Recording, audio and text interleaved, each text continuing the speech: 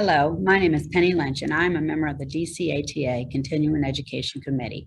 Thank you for attending the 2021 DCATA Virtual State Symposium, and thank you for watching this presentation. Once you have viewed the presentation in its entirety, please click on the corresponding link on the website and complete the participant assessment survey. At the end of the symposium on May 16th, you will receive an email to a link to complete the program evaluation survey. In order to receive your certificate, both assessments must be completed by May 23rd, and your certificate will be emailed to you by June 23rd. To be in compliance with the Board of Certification, the DCATA has no conflicts of interest to report. I have the pleasure of introducing Dr. T.M. Robinson Mosley. Dr. T.M. Robinson Mosley, affectionately known as Mosley, is a counseling psychologist and sports mental health expert.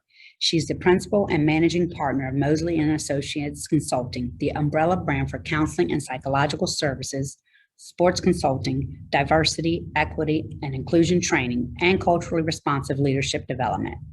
For nearly 15 years, Dr. Mosley has served in leadership positions across a diverse landscape of higher education, including roles in Ivy League, large Division I institutions, highly selective Division III liberal arts, Hispanic serving institutions, women's colleges, and historically Black colleges and universities.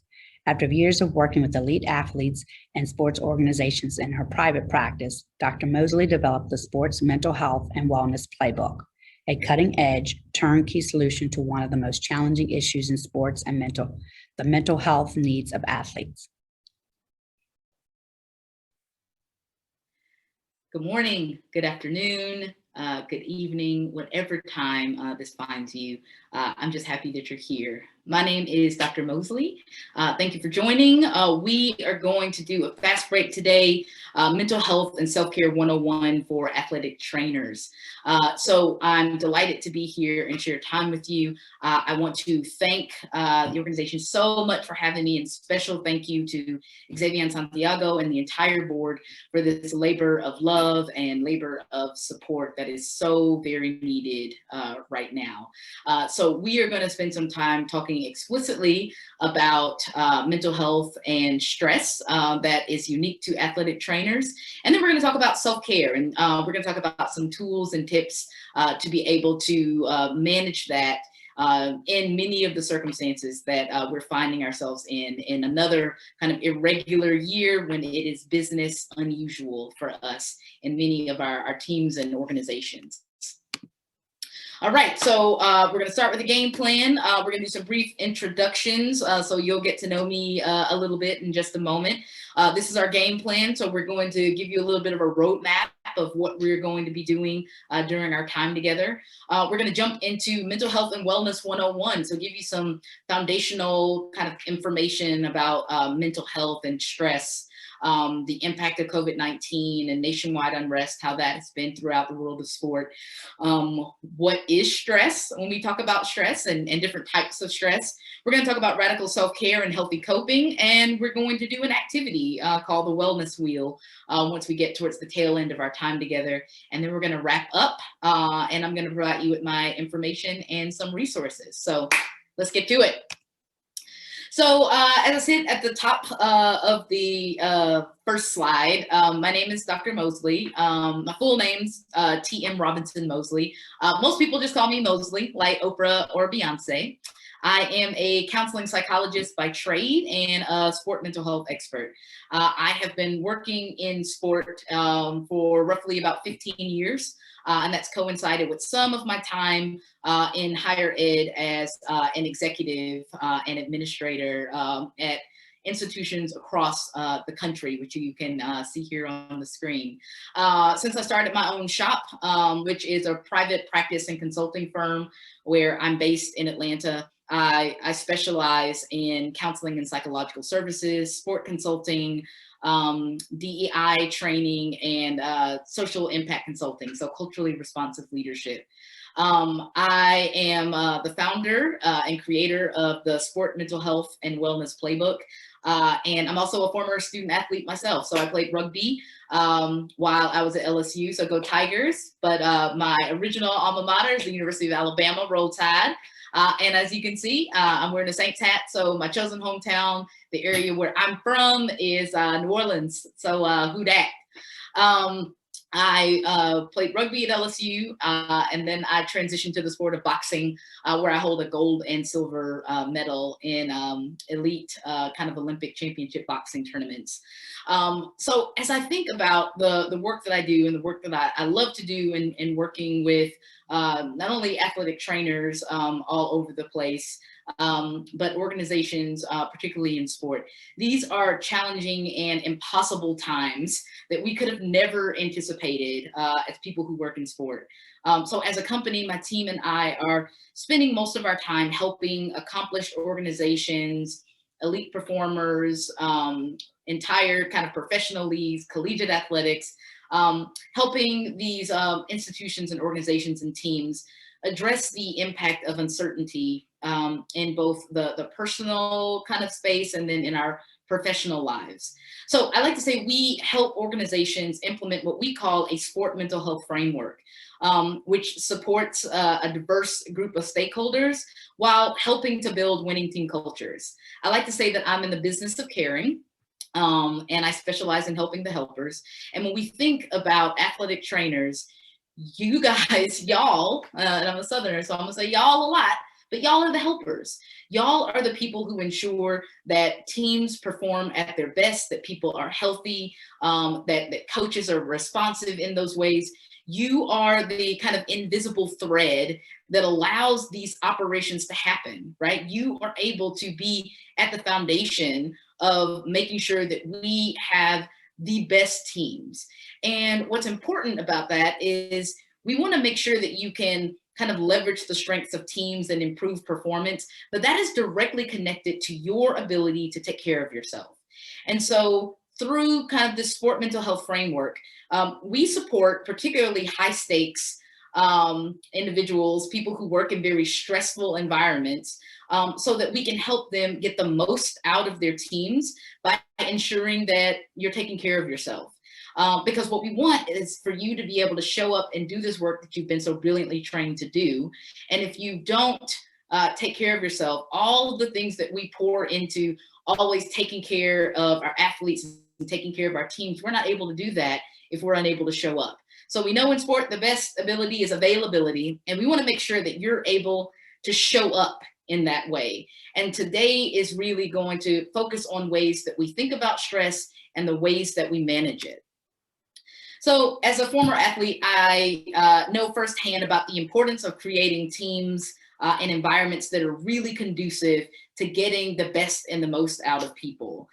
So as I think about the work that I've been able to do and my team has been able to do, we've been able to work with some of the best in the business. And we've been able to work with those that are in the highest levels of competition and some of the most stressful environments.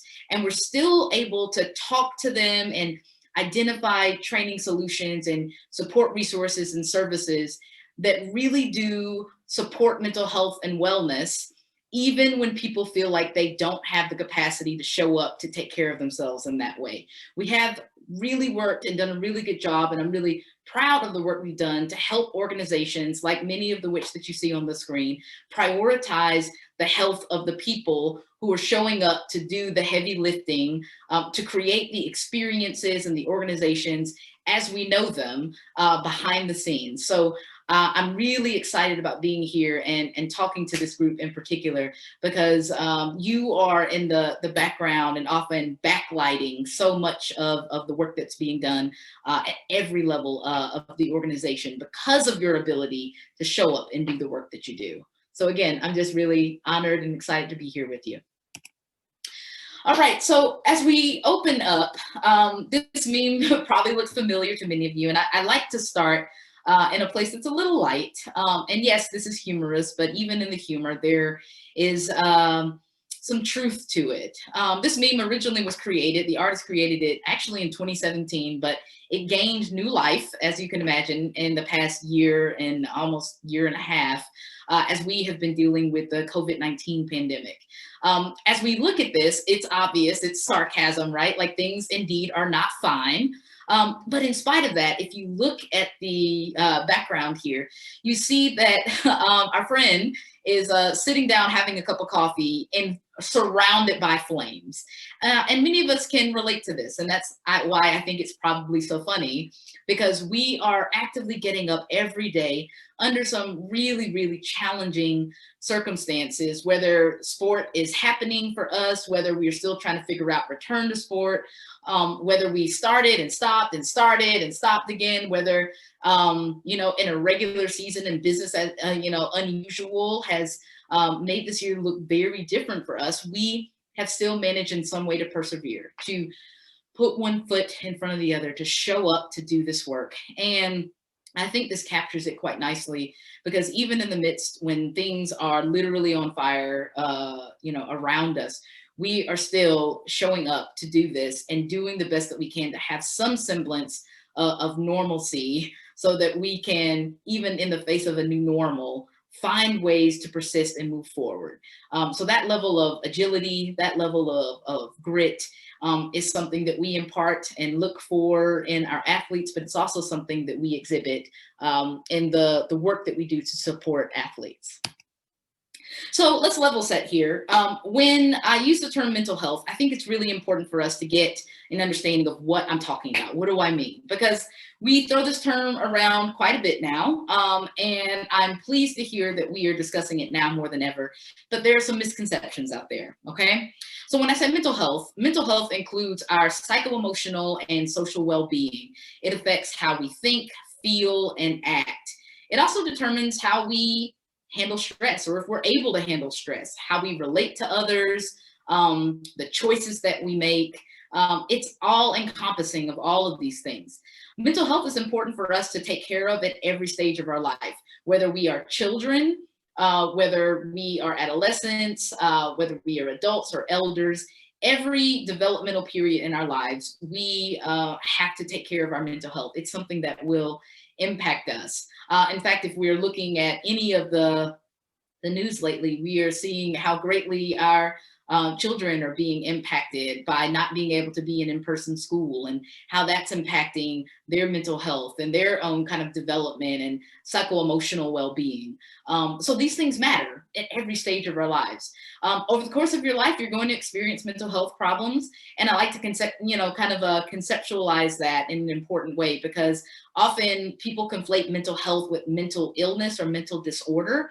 And so when I say mental health, just like physical health, we can be in great health in terms of our physical health, or we can be in not great physical health or poor health. We can also be in not great mental health, or poor mental health or great mental health, right? It doesn't mean that when we talk about mental health, we're automatically talking about disorders or illness. That's on the extreme. Why that's important to note is because there's a lot of stigma, as we know, about mental health. And so we want to demystify that as much as possible, because everyone, if you remember nothing else about this presentation, everyone has mental health, just like everyone has physical health. Many factors contribute to mental health concerns. That could be our actual brain chemistry and our genes, kind of our makeup, any trauma or abuse that we experience. And then if we have a family history of mental health issues, where we may have family members who have suffered from depression and anxiety. So it increases the probability that we too will experience some of those stressors. Now, as we talk about mental health, it's important to recognize there's a continuum here. There's levels to this. So we can be in between feeling very resilient and thriving, where we're feeling like we are in peak performance, like we are doing exceptionally well. On one end. On the other extreme end, that's when kind of mental health disorders, mental illness come into play. But I want you to recognize there is a lot in the middle here, right? So we vacillate quite a bit in the middle, of this continuum. And sometimes things break in our favor, and sometimes we have a really challenging time because of some of what we talked about on the previous slide, whether it is abuse or neglect or grief and loss. If we've experienced some health concerns or unemployment, like any of these things can throw us into a tailspin where we're not doing as good as we would like to in terms of our mental health. And so those are moments where we want to think about getting some additional support, whether that is from a therapist, our primary care provider, a psychiatrist, any of those kind of support services there. But I want you to recognize, again, that this is a continuum and we're always somewhere along here. So mental health is a continuum, right? So mental health does not equal mental disorder. So as we think about this and we talk about mental health, ultimately what we are talking about is our brain. And as we think about our brain, I took a scan of all of your brains because I knew you were coming, and this is what I came up with. This is what it looks like. In all seriousness, though, we use a lot of idioms and phrases to say I had my heart on my sleeve, I had butterflies in my stomach. When we say these things, what we are referencing are our brains. And as we think about our brains, I want to provide a little bit of context to the neuroscience around stress. And don't worry, we're not going to stay here very long, but it's important for us to think about this as we move forward. So as we think about these different areas of our brain, we're just, for the purpose of this presentation, going to reduce it to 3 key areas. Your old brain, which is your primitive brain, and that's usually where your survival kind of area kind of kicks in when there's a threat. So this is often when people say fight, flight, flee. This is the part of the brain that will override the other parts of the brain because there's a threat and you're attempting to get out of there, right? So if there's a saber-toothed tiger that jumps out, we're not going to be sitting there wondering like, oh goodness, this tiger came from the north. I should run. Should I run west? Should I run east or south? I wonder where the tiger would attack me. What would that look like? No, your brain is going to say, this is danger. Get out, right? And so that's what happens when our brains encounter stressors of some sort or a threat. In other words, the rational brain is the second part of the brain that we're talking about. That is the area of our brain that houses our kind of executive functions. So this area of the brain, if we're able to access and use very well, we're able to be creative, we're able to problem solve and troubleshoot, we concentrate very well, we remember things. And so that area is really important. And then finally, the limbic system. And this system houses our emotion and aggression. It houses something called our HPA. It's our hypothalamic pituitary adrenal axis. And you don't have to remember that, but it is the area where when we are perhaps not doing as well, the brain will light up and we will be a bit more aggressive, a bit more sensitive to stimuli. We may be a little snappy, right? A bit more emotional because that area has been activated. So, and there's the alligator, because when we are stressed, sometimes we get snappy. But we are going to spend time on this slide talking about our primitive kind of prehistoric brain. And what's important is when this area of the brain is activated, because there is a stressor or a fear or a threat of some sort, our brain activates the systems in our body like the Avengers. So we automatically have an increased heart rate. Our body is trying to save and store energy because we may need it. You often will have like sweaty palms. This is when people feel like adrenaline kicks in. And that's because our body is working quite a bit. And this as athletic trainers, our body is working very, very hard to contend with whatever the threat is. The good thing about this is that it allows us to be really focused on kind of self-preservation and taking care of ourselves. The challenge is that when this part of the brain is the most active, it will override the rational part of our brain. We will not be able to access the rational part of our brain. We're going to be potentially in a state where we are literally just trying to get out of there. The really good thing about this, and you'll appreciate this as trainers, is that the more practiced things that we do, the more things that we've rehearsed, the more things that are hardwired for us, in moments of great stress, we will revert back to them. So if you have a basketball player who has literally practiced the same shot 1,000 times, shot 1,000 threes, right? In times of high performance and great stress, even though our primitive brain may kick in, we are well rehearsed. We have the kind of muscle memory and the actual the mechanisms of memory, both those the mechanics of it physically, to be able to duplicate and do that and contend with whatever the stressor is. And so, as we think about managing our own stress and managing our own kind of wellness, it's important for us to identify if we're able to get to a routine, if we're able to recognize how we effectively manage our stress and we get a regular practice of that, it means that even in the more stressful environments, we won't forget them because it'll immediately kick in because we're kind of well rehearsed and well practiced. Now, oh, and there's the owl on the other end of it. When we think about the kind of executive functions, the rational part of our brain, when we are managing our stressors well, we are like the wise owl. We're able to access our information. We're able to concentrate. We're able to, think very clearly. We're able to be creative. And so we want to do everything we can to make sure that we manage our stressors well. So yes, if we are well rehearsed and we've done the work to get the reps in, that when things get super stressful and it feels really threatening to our body, we can revert to things that are more adaptive, things that are healthier. But we also want to get to a place where we actually are managing our stressors well. So as we think about mental health, what's also important is we have to kind of expand the scope of what mental health is, because often in our business, we say that people think about mental health in a way that's intrapsychic, which means clearly something's going on inside of you that we have to attend to, without recognizing that we are so impacted by what's happening in the world, in the communities, in the homes, in the neighborhoods that we reside in.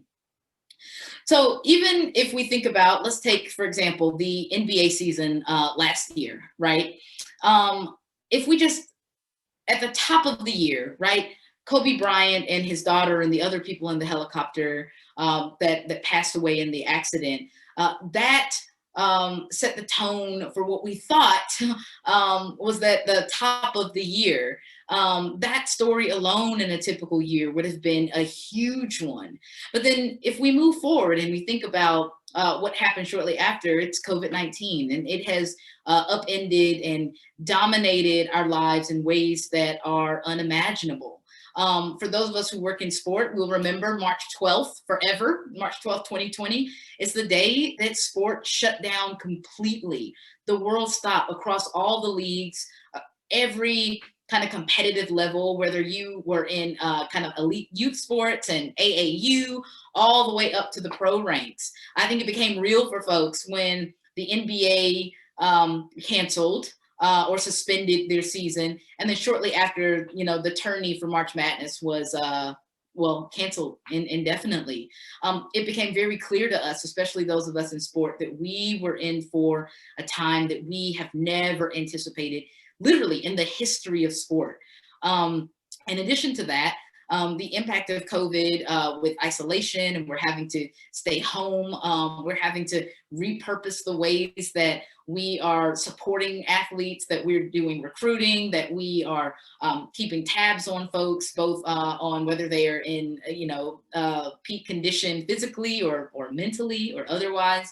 We saw a lot of layoffs, both inside and outside of sport, because of the economy kind of having that such sharp shift because of COVID. And then, of course, the issues around police brutality that we saw with George Floyd and Breonna Taylor and Ahmaud. That is something that continues to be at the forefront now of the landscape of sport in ways that we have not experienced in quite a while. And so just thinking about that, and thinking about the last year, whether it's the NBA or other sport, how different our experiences have been. I also want to fast forward and think about, okay, well, let's think about just the last 9 to 12 weeks. So before people even come into work or come into the training room, right, we are having to experience life in a way where we are already stressed when we get there. So we're already coming in hot.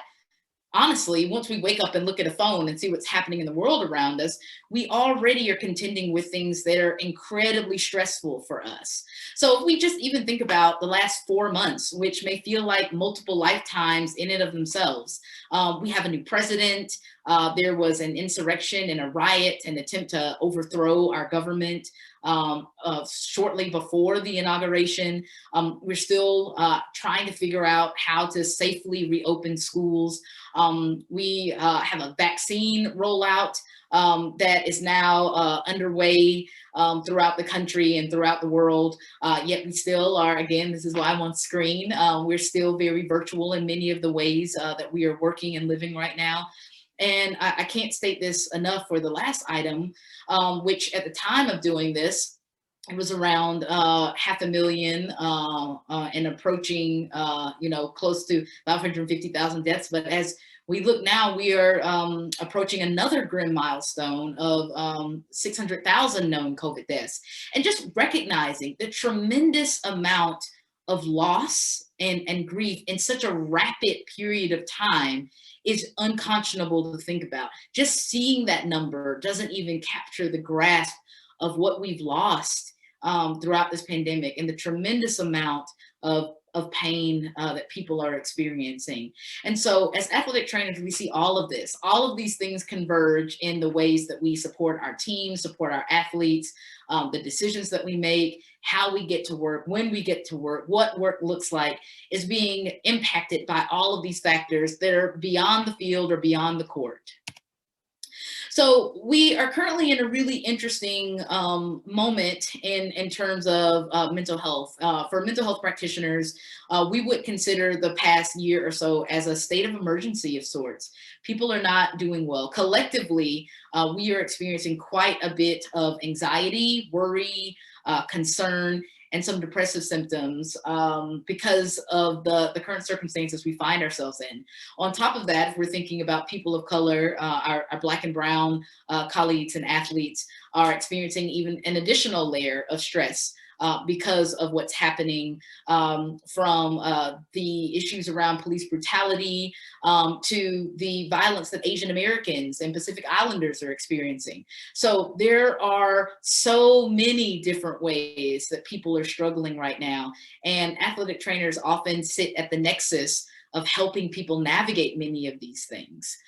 So we can imagine what kind of impact that has on you as trainers.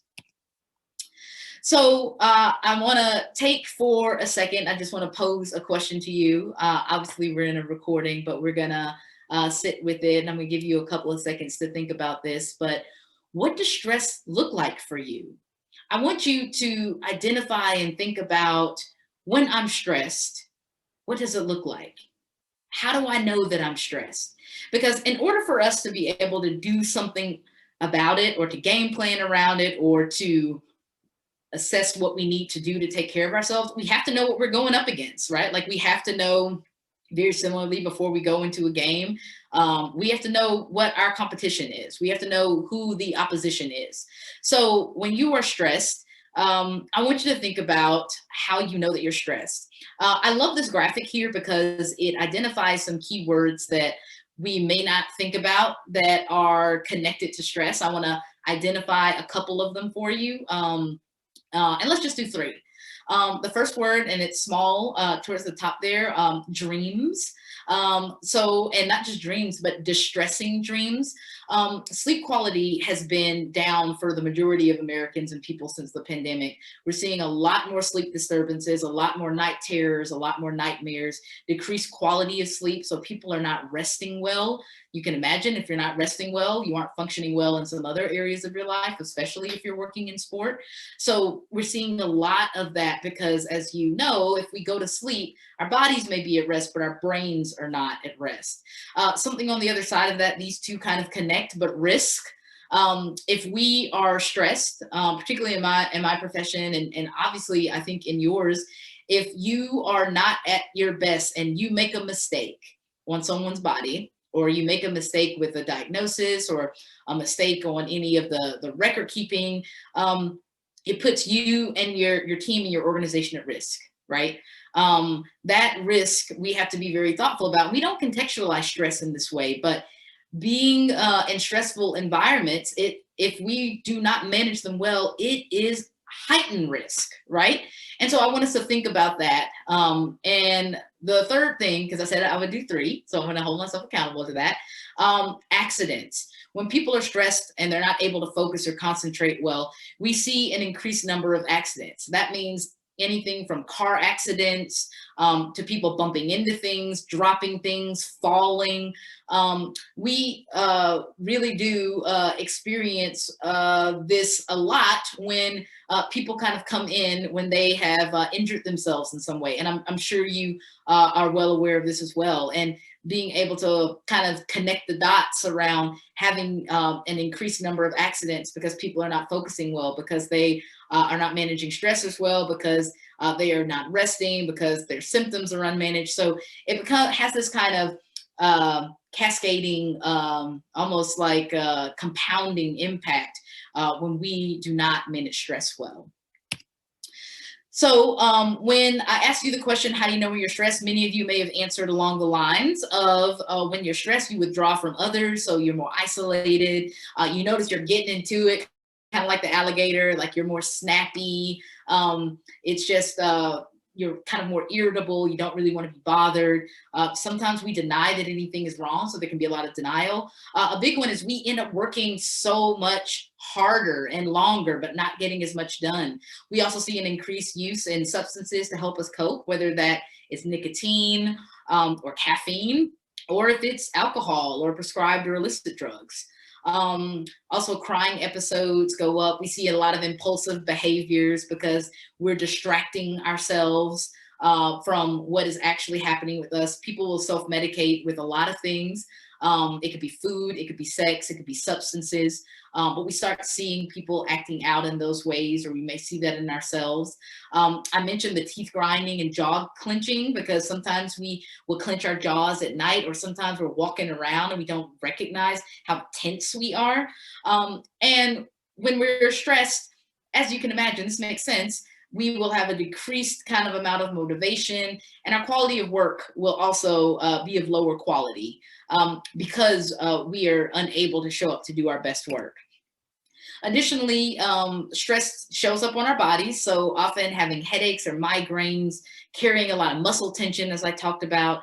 The sleep disturbances go both ways, either insomnia, where we don't sleep enough, we have trouble sleeping, or hypersomnia, where we are sleeping too much. I had an athlete that I was working with not too long ago that I got pulled into support because he was experiencing some significant depressive symptoms.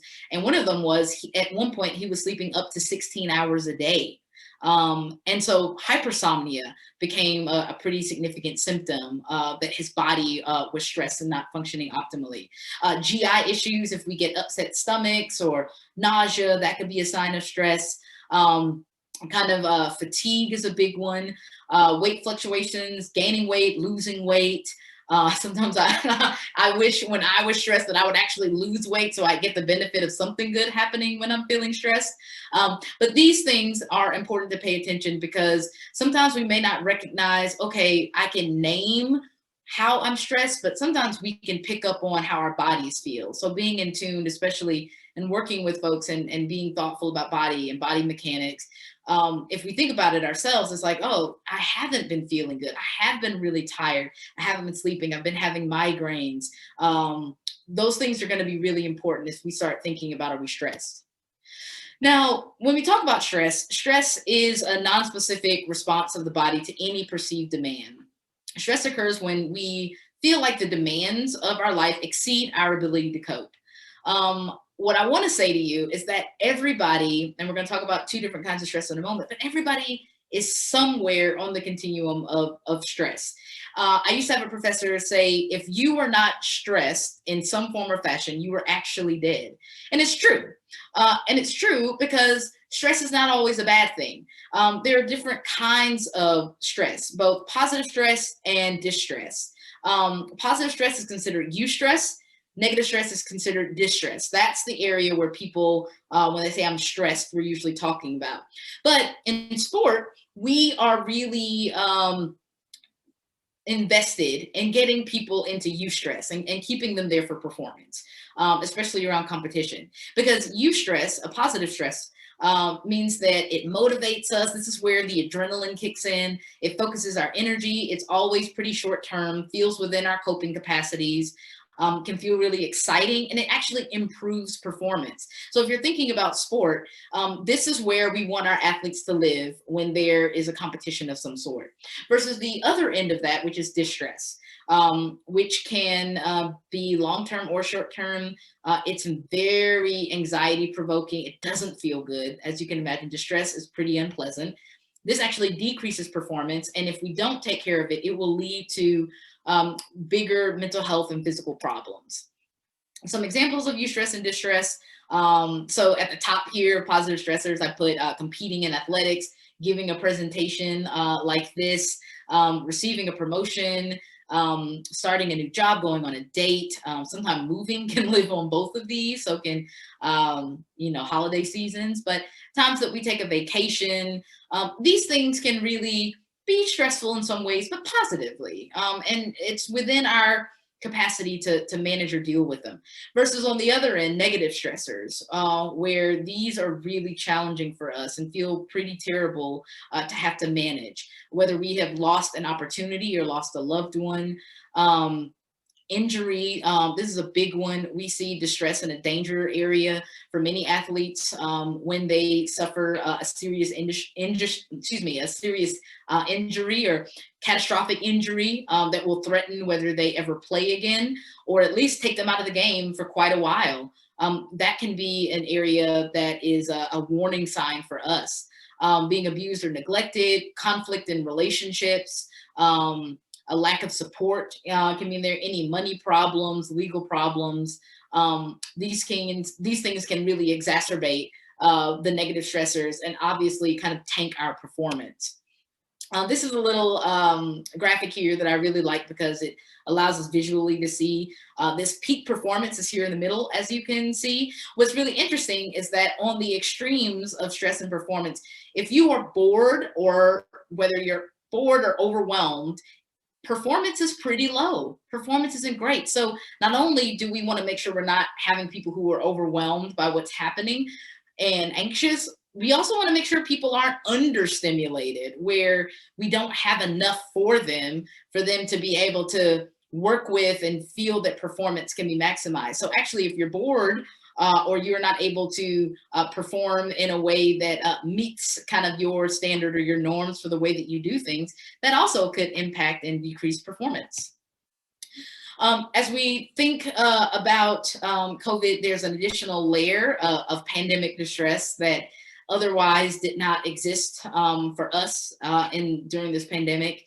Our homes are working in ways they were never supposed to work. Our homes are workspaces and classrooms and cafeterias and gyms and social spaces and activity spaces, right? Like, we are having to do so much, and our roles are conflicting because we often don't have the lines between work and home because we don't have those hard stops that were designed where we were commuting in and out from work, where there were games that were happening, where we were doing recruiting, where we were working, in training rooms exclusively. Like, things have looked very different for us. And depending on where you are, things do look very different. And so stressors around finding the challenges of managing your time, feeling incredibly isolated in ways that we haven't, working harder and getting not much done, having your home be the workspace for better or for worse. Scheduling has become a little bit of a nightmare because it's another irregular kind of time or season in sport we're having to grapple with. And then on top of that, we all are experiencing collective anxiety and grief and loss, just general exhaustion. feeling lonely and isolated. Many of us are unable to celebrate milestones that we typically would, whether those were weddings or graduations, vacations. It has been a really difficult time, not only for our athletes and for teams and thinking about sport as an industry, but for us personally has been really challenging. As we think about it, and I know, as athletic trainers, living in training rooms is something you are not, a stranger to. Working long hours, certainly not things you're strangers to. But what you also know about this is that if you are working long hours and having to kind of grind it out and not having a lot of time to replenish that, it will hasten burnout. And if we look at burnout and many of the issues around it, and you can see this in this graphic, we see a lot of issues that are connected to stress and some of the symptoms that we talked about earlier. Burnout is really the manifestation of chronic work stress. Sports are inherently stressful, right?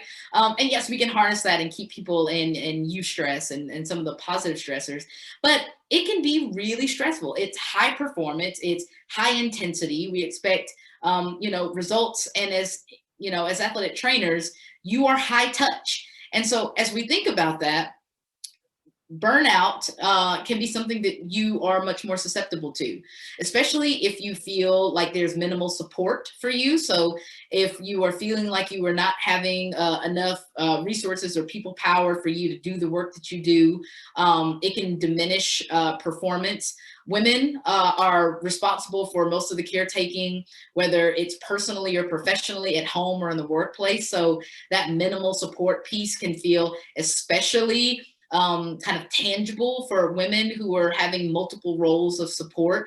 And so having to be really thoughtful about that in the context of burnout. If we're feeling out of balance because we're working long hours, which we are accustomed in sport to working long hours, but we're now having to work long hours in some really challenging circumstances where everything is harder. I always like to use the analogy of if you're able to, bench press 50 pounds and PR at like 25 or 30 reps, right? That's fine. That's depending on some folks, that really is something.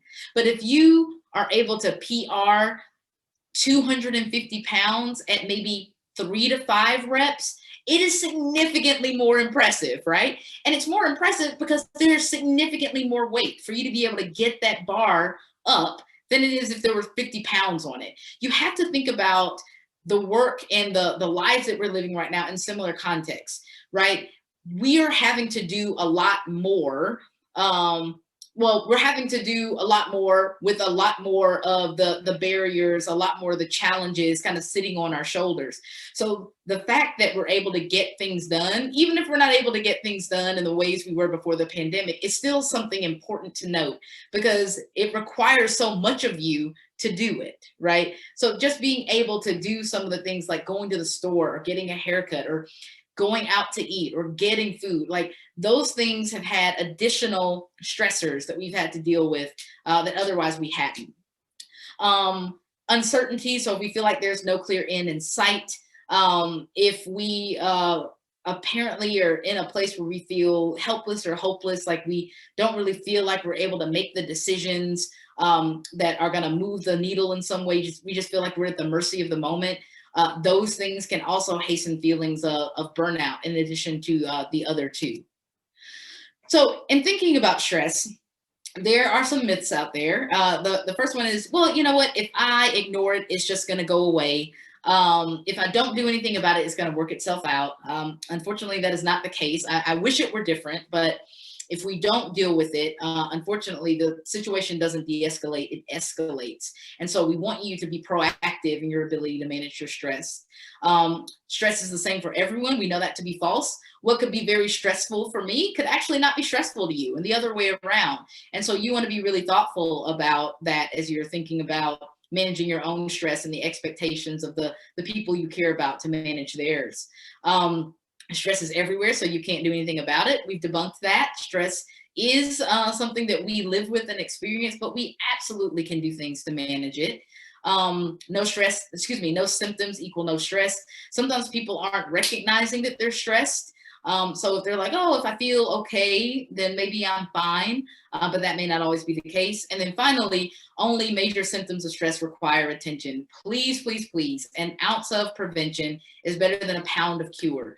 The sooner we can recognize that we are not feeling great, the sooner we can do something about it. So we don't want to wait until things are so terrible that we need to find someone to kind of intervene to support us. We want to recognize when we're feeling a little off and when things are starting not to click for us. That's when we want to be able to provide or give ourselves or gift ourselves some of the support and self-care we're going to talk about in a moment. Pulled together a list here of signs of distress. The reason I say if you're experiencing one or more, or if you know someone who is experiencing one or more of the following feelings or behaviors, it could be an indication of an early warning sign, is because I don't want you to wait until you're experiencing multiple ones of these to kind of check in with yourself or with any of your support or loved ones or your team of providers who provide you with support. I don't want you to wait until these start piling up. I want you to identify if you're not sleeping really well, if you're more isolated or withdrawn, if your work quality has gone down, if your baseline behaviors continue to change in significant ways. I want you to see some of these warning signs. And what often happens is we start recognizing these potentially in others. And then it may cause us to kind of reflect on ourselves. Either way, I want you to be really thoughtful about some of these, because if you're experiencing one or more, it could be an early warning sign of something you want to keep an eye on. So go ahead, identify some of these. I just want you to have some language, and I can't tell you to look out for things if I don't tell you what to look out for. So take a look at some of these potential warning signs. All right, now that I have completely stressed you out talking about stress, we're gonna move into the downhill of the presentation talking about coping and self-care. And I'm gonna give you a little bit of an activity to do. And then we're gonna close as a group, and I'll make sure you have my information on the back end so that you can determine if you wanna reach out after, after I hope you find our time together useful. So when we talk about self-care and coping, you know, yes, it very much is something that we do that makes us feel good. Sometimes folks will say, well, I'm going to go for a manicure or pedicure or a massage, or I bought the cupcakes and I ate them, or I bought a new pair of shoes. And those things are important, but there is a difference between self-care and self-indulgence. And we're going to talk about that in a moment.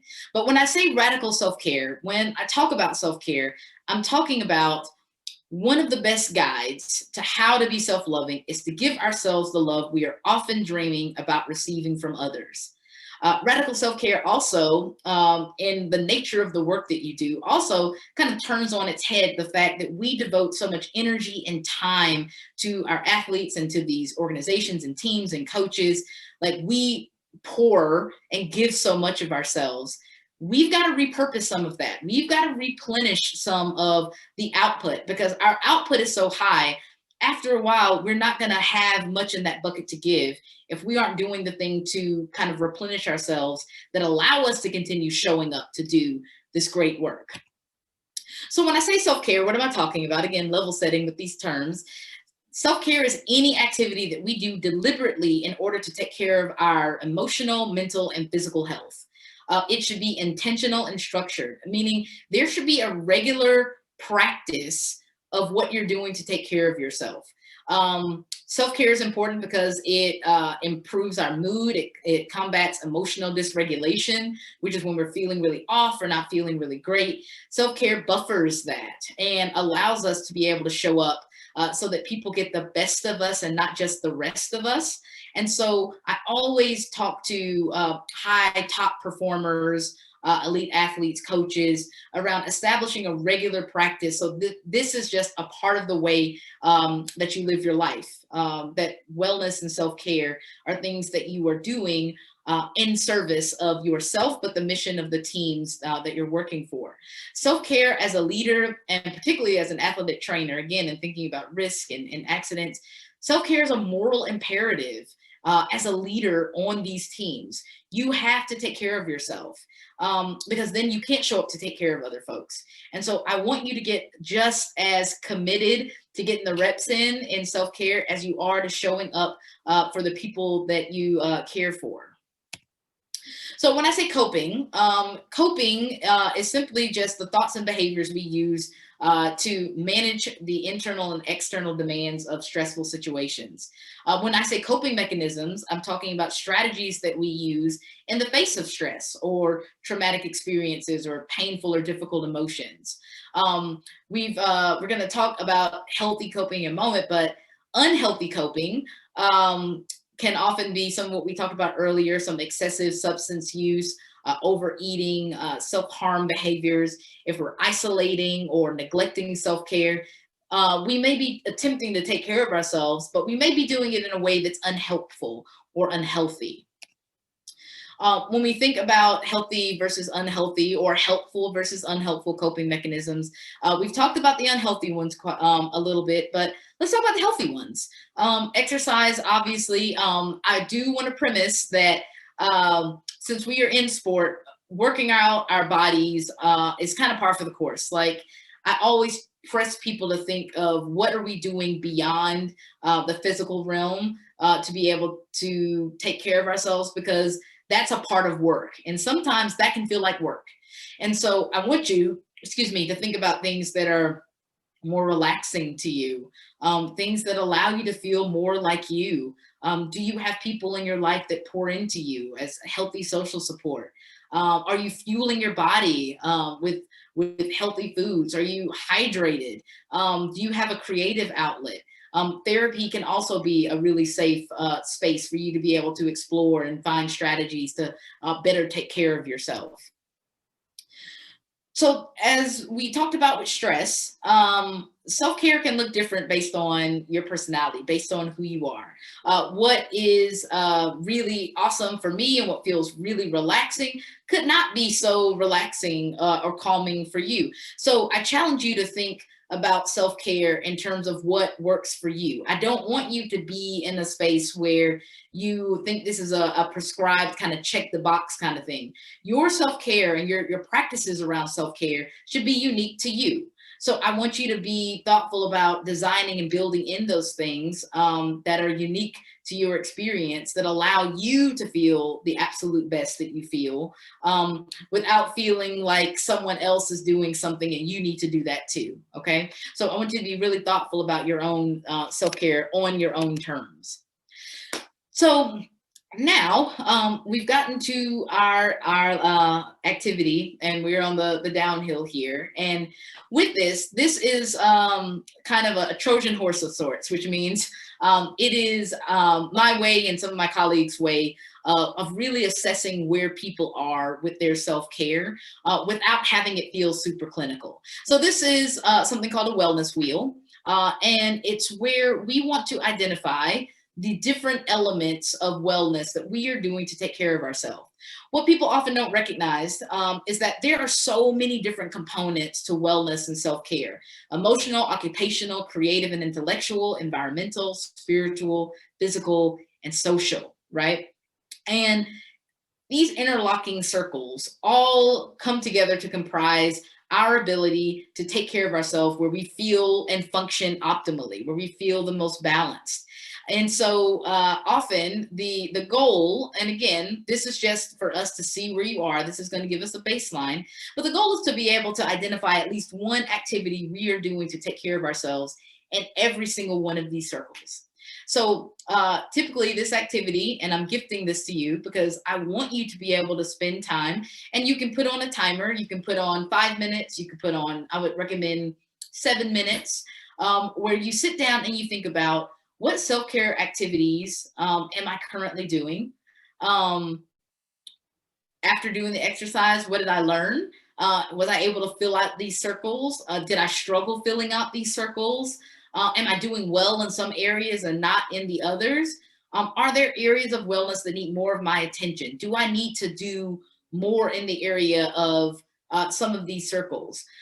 Two caveats here. When we say environmental, that one has taken on new life because many of us are working from home. Do we have an environment in our homes or in the spaces we're working in, or your second home, the training room?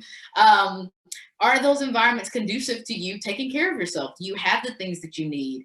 Do you have enough space? Does it feel comfortable enough for you to come in and do the work? Are there things that you need to do to improve the flow or the area of the space that you're working in, the spaces that you're working in? On the spiritual side, this does not mean religion, folks. This is literally anything that allows you to establish peace and harmony. You feel calm, you feel grounded. I have some folks who really enjoy riding motorcycles. They say, you know, I'm out in nature, I feel the most grounded. Some people do yoga and meditate. For some folks, it's their religious practices. For me, it's boxing. There's nothing more grounding and makes me feel more kind of peace and harmonious than when I'm throwing punches, right? You have to figure out what it is for you. But as you do this activity, what I typically ask folks at the end of it, if we were having a discussion or if I was working with a client or an athlete or a coach, I would ask them, if this were a wheel, would your wheel roll? Would your wheel roll? Or is your wheel flat? Are you missing chunks of the wheel? The goal is for you to be able to hit these and kind of check boxes and identify activities that you were doing in each of these different realms. So I'm curious. I'm gonna give you information at the end. I'm curious to hear, and you can be honest about it. If you want to shoot me an email when you go to the website, let me know, like, my wellness wheel is flat, or you want to follow up. If you have any questions, I would love to chat with you about that. But most importantly, I want you to get to a place where you understand the baseline of where you are now in terms of taking care of yourself. Because at that point, we can start thinking about what areas you need to focus on to incorporate into your routine that are going to provide you with some additional support. Even at the end of the day, if this activity simply just highlights that you need to do more, or haven't done enough, or maybe you're doing a great job, then that process is even important as we think about the best ways to take care of yourself and manage these stressful environments. So as we're looking to close our time together, I want you, and this is kind of a double entendre of sorts at this point, I want you to put your mask on first. I want you to recognize, as we do when we travel, when we can do that again safely, when you get on the plane in the instruction video, they tell you put the mask on first, right? Put the mask on first and then help the little ones or the people that you're with that may need assistance. Because if you don't put that mask on and you pass out first, right? What happens to the people that you want to support, the people that you need to assist? You don't get to them because you didn't do the thing to take care of yourself first. So I want you to know that self-care is connected to community care. Self-care is connected to your ability to show up, to be the absolute best at your work at all times, and also just to show up for the people and the things that you care about the most. So I need you to invest in taking care of yourself first. Because we must prioritize taking care of ourselves before taking care of others.